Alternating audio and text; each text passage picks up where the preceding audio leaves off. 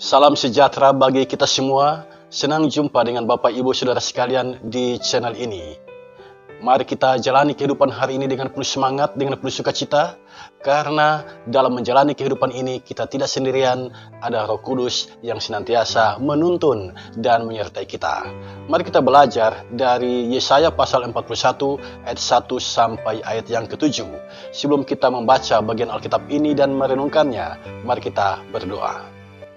Ya Bapa Allah yang Maha Kuasa, Engkau adalah Allah yang menghendaki kami semua berjalan sesuai dengan kebenaran firman-Mu. Saat ini kami anak-anak-Mu mau belajar dari firman-Mu. Kami sadar siapa kami di hadapan Tuhan, makhluk yang penuh dengan kelemahan dan keterbatasan. Memohonlah kami saat ini kepada Tuhan. Tuntun kami dengan kuasa-Mu, agar kami mengerti firman-Mu dan dapat melaksanakan kebenaran firman ini di sepanjang perjalanan kehidupan kami. Kami menyambut pewartaan firman saat ini dengan penuh sukacita di dalam nama Tuhan Yesus. Amin. Saudara yang dikasihi Tuhan, mari kita membaca Yesaya pasal 41, ayat 1 sampai ayat yang ke-7. Tuhan membangkitkan seorang pembebas. Dengarkanlah aku dengan berdiam diri, hai pulau-pulau. Hendaklah bangsa-bangsa mendapat kekuatan baru. Biar mereka datang mendekat kemudian berbicara. Baiklah kita tampil bersama-sama untuk berperkara. Siapakah yang menggerakkan dia dari timur? Menggerakkan dia yang mendapat kemenangan di setiap langkahnya, yang menaklukkan bangsa-bangsa ke depannya, dan menurunkan raja-raja. Pedangnya membuat mereka seperti debu, dan panahnya membuat mereka seperti jerami yang tertiup. Ia mengejar mereka, dan dengan selamat ia melalui jalan yang belum pernah diinjak kakinya. Siapakah yang melakukan dan mengerjakan semuanya itu? Dia yang dari dahulu memanggil bangkit keturunan-keturunan. Aku, Tuhan, yang terdahulu, dan bagi mereka yang terkemudian, aku tetap dia juga. Pulau-pulau telah melihatnya dan menjadi takut. Ujung-ujung bumi pun menjadi gemetar. Mereka datang dan makin mendekat. Yang seorang menolong yang lain dan berkata kepada temannya, kuatkanlah hatimu. Tukang besi menguatkan hati tukang emas, dan orang yang memipikan logam dengan martil menguatkan hati orang yang menempah di atas landasan. Ia berkata dengan patrian, itu baik, lalu menguatkannya dengan paku-paku sehingga tidak goyang. Jemaat yang dikasihi Tuhan, pembacaan kita saat ini diambil dari kitab Yesaya. Yesaya adalah seorang nabi yang sangat tersohor di zamannya. Dia berkarya dari tahun 740 sebelum Masehi sampai tahun 680 sebelum Masehi. Dia berkarya melewati 4 kepemimpinan raja. Raja Usia, Yotam, Ahaz, dan Hizkia. Yesaya ini terkenal di zaman Ahaz dan Hizkia. Ketika ada ketegangan antara kerajaan Yehuda dengan kerajaan Israel Utara dan kerajaan Aram, Raja Ahaz berencana meminta bantuan Asyur untuk membantu dia mengalahkan kerajaan Israel Utara dan kerajaan Aram. Di sini Nabi Yesaya tampil. Nabi Yesaya mengingatkan Raja Ahaz agar jangan mengandalkan bantuan dari Asyur, tetapi andalkanlah kuasa Tuhan. Kemudian Raja Hizkia juga mengalami hal yang sama ketika kerajaannya terancam oleh serangan bangsa Asyur. Lagi-lagi Nabi Yesaya mengingatkan Raja Hizkia agar mengandalkan kuasa Tuhan. Dan dengan mengandalkan kuasa Tuhan, pada akhirnya kota Yerusalem diselamatkan oleh Tuhan. Kota Yerusalem aman dari kepungan Raja Asyur. Nah, saudara sekalian, Yesaya pasal 40 sampai pasal 66 itu adalah nubuat yang disampaikan oleh Nabi Yesaya tentang orang-orang yang sedang berada di tanah pembuangan Babel. Nah, di sini kita melihat sesuatu yang menarik. Ketika Yesaya masih hidup, dia sudah punya vision ke depan bahwa suatu hari kelak kerajaan Yehuda akan dihancurkan oleh bangsa Babel, dan orang-orang dari kerajaan Yehuda ini akan dibuang ke tanah Babel. Mereka menderita di tanah itu. Dan semuanya itu terjadi karena perbuatan jahat dari orang Yehuda sendiri. Perbuatan jahat apa? Penyembahan berhala. Ini adalah perbuatan yang sangat dibenci oleh Tuhan. Akhirnya Tuhan menghukum bangsa Yehuda. Mereka dibuang ke tanah Babel. Nah, dengan berita yang disampaikan dalam kitab Yesaya pasal 41 ini adalah pelajaran iman bagi bangsa Yehuda. Betapa fatalnya akibat dari perbuatan jahat mereka, meninggalkan Tuhan dan menyembah berhala. Sekarang mari kita arahkan perhatian kita pada bacaan kita saat ini. Dengarkanlah aku, dengan berdiam diri hai pulau-pulau, hendaklah bangsa-bangsa mendapat kekuatan baru. Ini adalah firman yang disampaikan oleh Yesaya untuk orang Yehuda yang berada di tanah pembuangan Babel. Dengarkanlah aku dengan berdiam diri. Ini disampaikan oleh Yesaya. Ketika Tuhan berfirman, dengarkanlah itu. Jangan sekali-kali menyepelekan firman Tuhan, sebab akibatnya fatal. Nah, yang menarik di sini adalah yang harus mendengar itu adalah pulau-pulau. Nah, pulau-pulau yang dimaksud adalah pulau-pulau di Laut Tengah. Laut yang berdekatan dengan bangsa Israel. Kemudian bangsa-bangsa yang dimaksud adalah bangsa-bangsa di sekitar bangsa Israel. Dengarkanlah firman Tuhan ini. Biar mereka datang mendekat, kemudian berbicara, baiklah kita tampil bersama-sama untuk berperkara. Ini menarik saudara sekalian. Jadi Tuhan mengundang bangsa-bangsa, mengundang penduduk di pulau-pulau di sekitar Laut Tengah untuk berperkara. Tentang hal apa? Tentang kemahakuasaan Tuhan. Di sini Tuhan mau menunjukkan siapa sesungguhnya yang lebih berkuasa. Apakah berhala sembahan mereka ataukah Tuhan pencipta alam semesta ini. Kemudian dalam ayat 2, Tuhan berfirman, siapakah yang menggerakkan dia dari timur? Menggerakkan dia yang mendapat kemenangan di setiap langkahnya, yang menaklukkan bangsa-bangsa ke depannya dan menurunkan raja-raja. Siapakah yang menggerakkan dia dari timur? Nah, pertanyaan kita yang dimaksudkan oleh Yesaya di sini siapa? Para peneliti kitab suci pada akhirnya sepakat. Yang dimaksudkan di sini adalah Raja Kores, penguasa kerajaan Persia yang hidup tahun 558 sebelum Masehi sampai tahun 529 sebelum Masehi. Dialah yang menaklukkan kerajaan Babel pada tahun 539 sebelum Masehi. Jadi yang datang dari timur ini adalah orang yang digerakkan oleh Allah. Dan dia adalah Raja Kores yang disebutkan dalam Yesaya 45 ayat 1. Dia adalah hamba Allah. Menarik saudara sekalian memahami tentang hal ini. Ternyata raja asing, raja yang dianggap oleh orang Israel sebagai raja kafir, disebutkan oleh Yesaya sebagai hamba Allah. Apa artinya itu? Artinya Tuhan bisa memakai siapa saja untuk melaksanakan rancangannya. Dan ini harus menjadi catatan penting bagi kita. Ketika engkau punya pergumulan kehidupan, ketika engkau punya masalah, ingat hal ini, bahwa Tuhan bisa memakai siapa saja untuk melaksanakan rancangannya bagimu.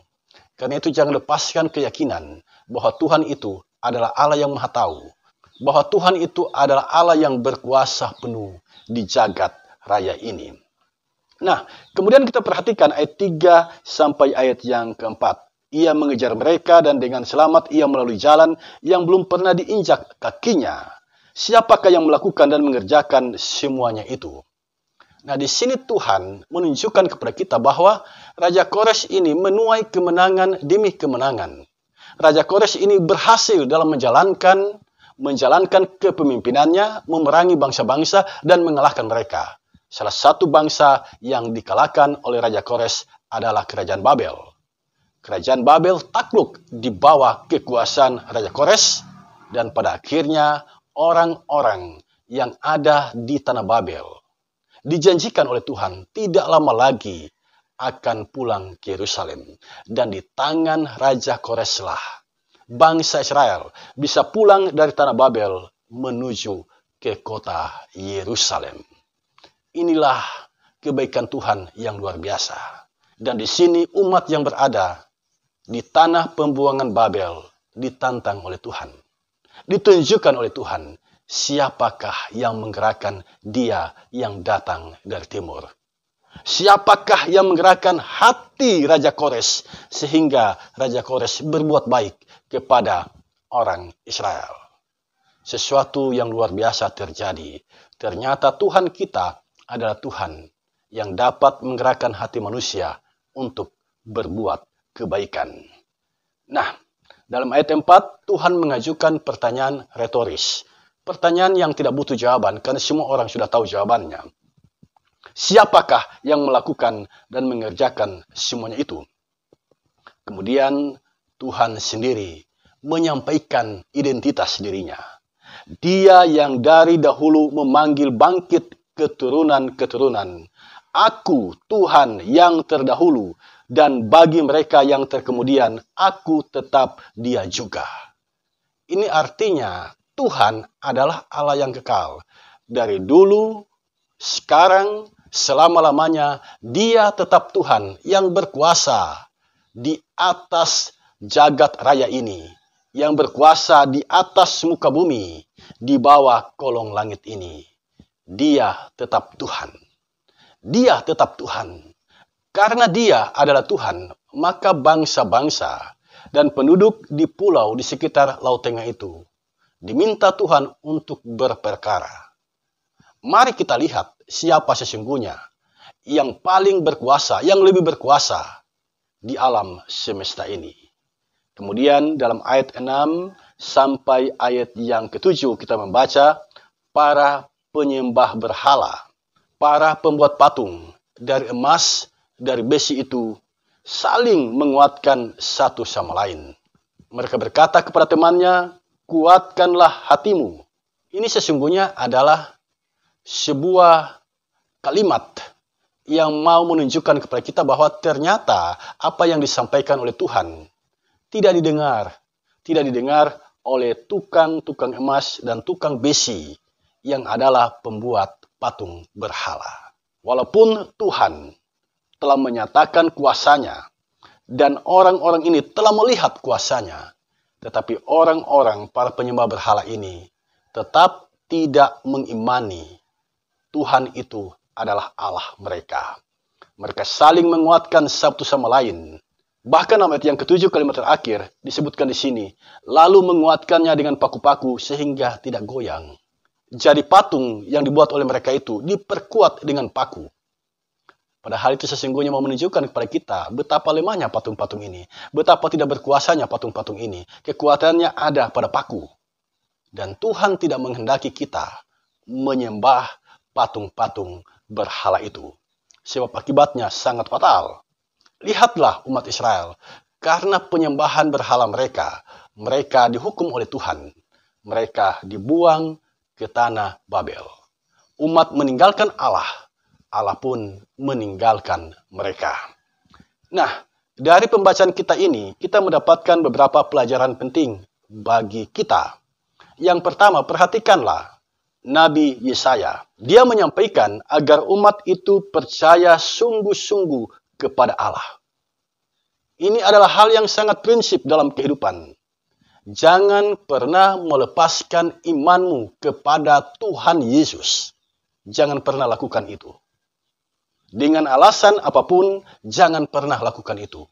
Sebab sejarah telah mencatat, kitab suci telah mencatat, akibatnya sangat fatal. Ketika umat Israel meninggalkan Tuhan, menyembah berhala, mereka tidak punya kekuasaan untuk melawan raja-raja kerajaan di sekitar mereka. Babel menyerang mereka. Pada akhirnya mereka diangkut sebagai tawanan ke tanah Babel. Betapa tidak berdayanya manusia ketika mereka tidak berada di bawah kemahakuasaan Tuhan. Kemalangan, penderitaan, ketiadaan masa depan, semuanya itu adalah akibat ketika manusia meninggalkan Tuhan. Nah, faktanya dewasa ini ada banyak orang yang melepaskan keyakinan imannya. Karena apa? Saya mencatat beberapa hal. Yang pertama, mamonisme. Kekuasaan uang itu begitu besar. Orang tertarik dengan uang, lalu melepaskan keyakinannya. Itulah mamonisme. Yang kedua, hedonisme. Mengejar kenikmatan sesaat. Karena pasangan hidup, karena pacar, mereka melepaskan keyakinan iman mereka. Yesus ditinggalkan hanya karena berpacaran, hanya karena mau menikah dengan orang yang berbeda keyakinan dengannya. Itulah hedonisme. Kemudian ada orang yang meninggalkan keyakinan imannya karena ingin kedudukan yang baik, karena ingin pangkat yang tinggi. Yesus dilepaskan dari hati mereka. Dan yang berikut, popularisme. Karena ingin terkenal, mereka melepaskan keyakinan, menyembah Tuhan Yesus, lalu berpaling ke yang lain. Nah, Yesaya mau meyakinkan kita, jangan pernah tinggalkan iman kita kepada Allah. Jangan pernah lepaskan keyakinan kita, mempercayai Allah sebagai Tuhan dan Juru Selamat kita. Jangan pernah lakukan itu. Berimanlah sungguh-sungguh kepada Kristus.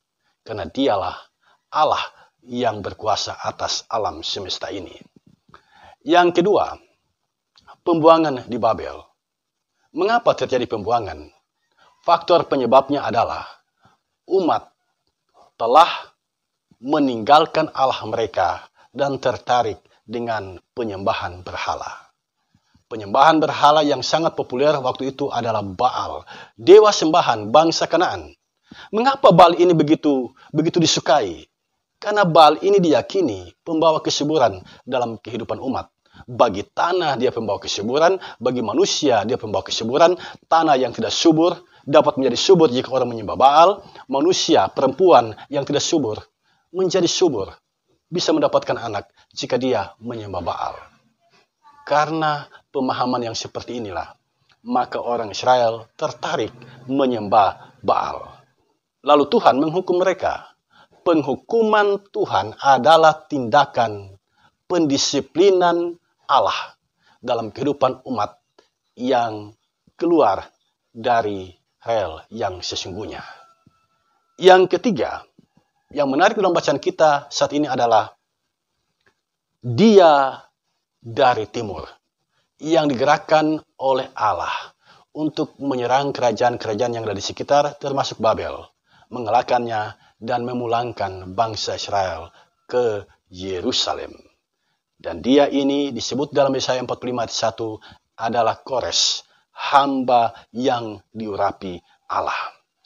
Hamba yang diurapi Allah, dan karena itu dia mengalami kemenangan demi kemenangan karena Tuhan menyertainya. Ini adalah pukulan berat bagi bangsa Israel. Perhatikan saudara sekalian. Di Israel, Tuhan memperkenalkan dirinya sebagai Allah yang berkuasa. Tetapi bangsa Israel cuek. Bangsa Israel tidak mengimani itu. Mereka meninggalkan keyakinan itu dan menyembah berhala. Nah, karena Tuhan mereka tinggalkan, maka Tuhan menggunakan Raja Kores, menyertai Raja Kores. Dan Raja Kores ini menuai kemenangan demi kemenangan. Karena Tuhan ada bersama-sama dengan dia.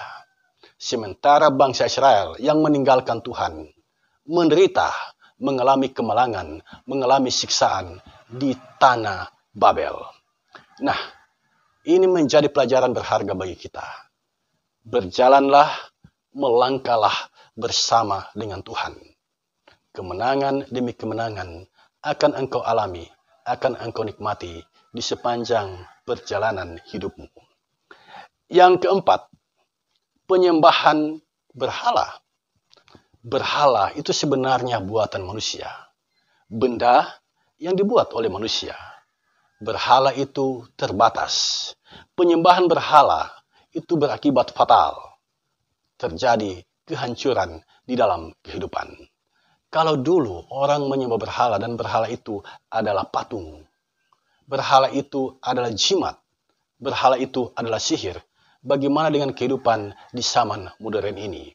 Saya pernah mendengar cerita, bahkan menyaksikan kalau orang pergi keluar daerah, ada sesuatu yang dia pegang. Itu yang disebut jaga-jaga diri. Jadi supaya dia nyaman, supaya dia aman, supaya tidak ada orang yang punya niat jahat kepadanya, yang dapat mencelakai dia, maka dia memegang sesuatu. Itu yang disebut jimat. Dan sampai sekarang, hal itu masih ada di dalam kehidupan orang Kristen. Walaupun dia rajin beribadah, walaupun dia bersekutu, tetapi itu dia tetap pegang. Nah, jimat itu adalah berhala di dalam kehidupan kita. Dan perhatikan juga kalau orang sakit, apa yang mereka lakukan? Ada orang yang sakit, yang mereka lakukan bukannya mencari pendeta berdoa atau ke dokter, tetapi mereka pergi ke dukun. Dan dengan kekuatan roh tenung yang ada padanya, dia bisa mengetahui penyakit seseorang. Nah, praktek pertenungan ini itu sudah ada sejak zaman dahulu. Yang mana dengan bantuan kuasa si jahat, seseorang punya kemampuan untuk mengetahui penyakit seseorang. Lalu dia mencoba mengobatinya.